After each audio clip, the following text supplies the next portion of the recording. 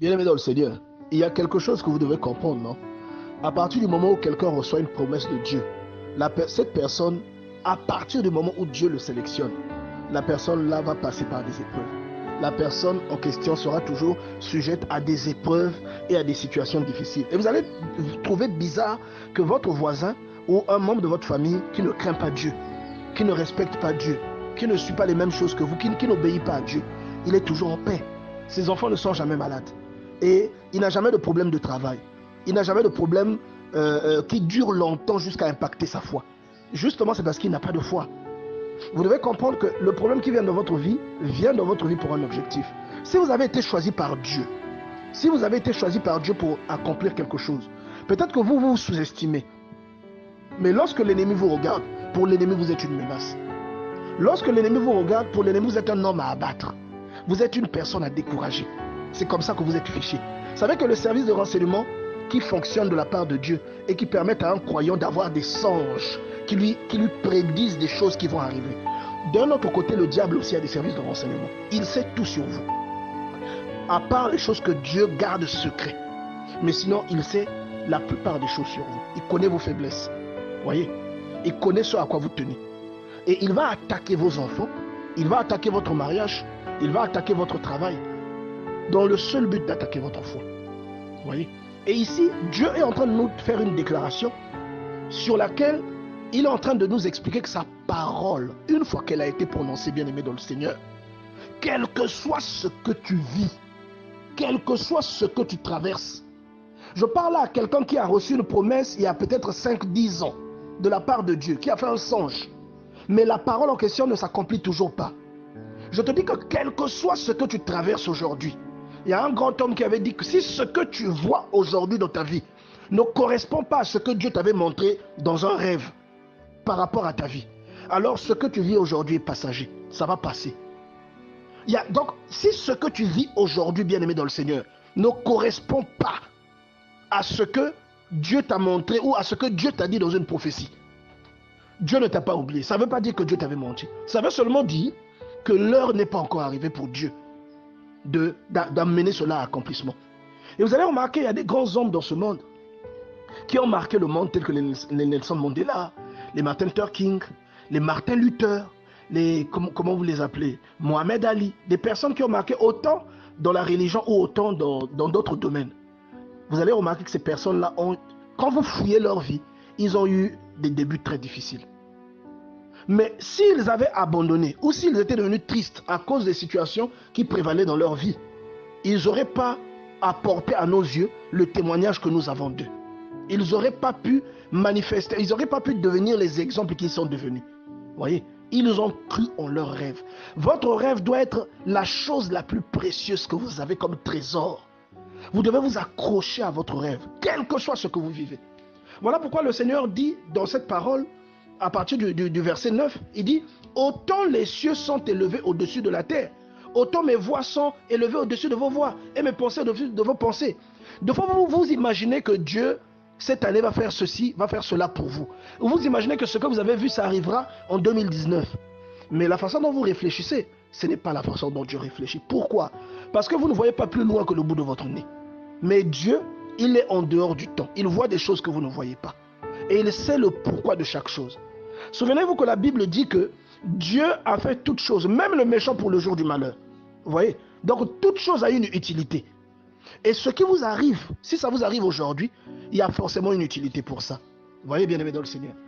Il dit, comme la pluie et la neige descendent des cieux et n'y retournent pas sans avoir arrosé, fécondé la terre et fait germer les plantes, sans avoir donné de la sémence au semeur et du pain à celui qui mange. Ainsi en est-il de la parole qui sort de ma bouche. Elle ne retourne point à moi sans effet. Oh, bien-aimé dans le Seigneur, si Dieu avait prononcé une parole sur toi, sache que cette parole s'accomplira, quel que soit ce que tu vis aujourd'hui. Et la Bible nous dit, c'est une prophétie dont le temps est déjà fixé. Si elle tarde, attends-la. Donc ça veut dire quoi? Ça veut dire que toi, tu ne connais pas le temps, mais le temps est fixé par Dieu. Si selon toi, la prophétie la tire en longueur, attends, la prophétie, elle arrivera. Parce que Dieu avait déjà marqué un trait en disant que la prophétie, là, elle s'accomplira à telle date. Même si toi, tu ne le sais pas. Mais lui, il a marqué. Vous voyez? Et la Bible, lorsque Dieu parle à Jérémie, il lui dit, Jérémie, que vois-tu? Il dit, je vois un chaudron bouillant en direction du nord. C'était le symbole de l'attaque, le symbole de la guerre, de la souffrance qui est arrivée. Et Dieu lui a dit, tu as bien vu. Et lui, il ajoute, il dit, je veille sur ma parole pour l'accomplir. Donc lorsque Dieu a prononcé une parole sur toi, quel que soit ce que tu vis, cette parole s'accomplira. Vous savez, la souffrance que vit un chrétien, elle est plus ou moins justifiée. Et l'un des exemples que moi je peux vous donner, regardez le Seigneur Jésus-Christ. Regardez ce qu'il a vécu. Peut-être pour le Seigneur et pour le Père, il savait que c'était pour la gloire et pour le salut des hommes. Mais pour le diable, il avait l'impression de punir Jésus-Christ avec tout ce qu'il lui a fait subir. Vous voyez? Mais regardez ce qu'il a vécu. Et il nous dit même que le serviteur n'est pas plus grand que son maître. Il dit que si moi on m'a maltraité, vous on vous maltraitera aussi. C'est normal. Regardez les grands hommes comme l'apôtre Paul. Regardez ce qu'il a vécu. Regardez ce qu'il cite dans le livre de Galates. Regardez ce qu'il cite, comment il a été lapidé, comment il a fait naufrage, comment il a été exposé à la faim, à la nudité, à la soif. Regardez, bien aimé dans le Seigneur, il a été dans l'abîme. C'est impressionnant. Et regardez l'œuvre qui est sortie de tout ça. Donc Dieu est comme un cuisinier, un chef cuisinier qui connaît les ingrédients qui correspondent à une sauce. Et aujourd'hui, Dieu, votre vie, pour Dieu, c'est comme une sauce. Il sait qu'il doit mettre le poivron, ça ne va pas vous plaire, mais à la fin, ça sera bon. Et il sait qu'il doit mettre un peu de piment, ça ne vous plaira pas, mais à la fin, ça sera bon. Et c'est ce qui s'est passé dans la vie de Joseph. Dieu a montré à Joseph ce qu'il allait devenir. Et un jour, les frères de Joseph ont pris Joseph, croyant lui faire du mal, ils l'ont jeté dans un puits. Et ils l'ont vendu à des Ismaélites comme esclave. Et Joseph a été emmené en Égypte et vendu ensuite à la maison de Potiphar. Bien-aimé dans le Seigneur, mettez-vous à la place de Joseph. Qu'est-ce que Joseph a pu ressentir? Je parle là à toi qui aujourd'hui est très loin de ce que tu espérais de Dieu.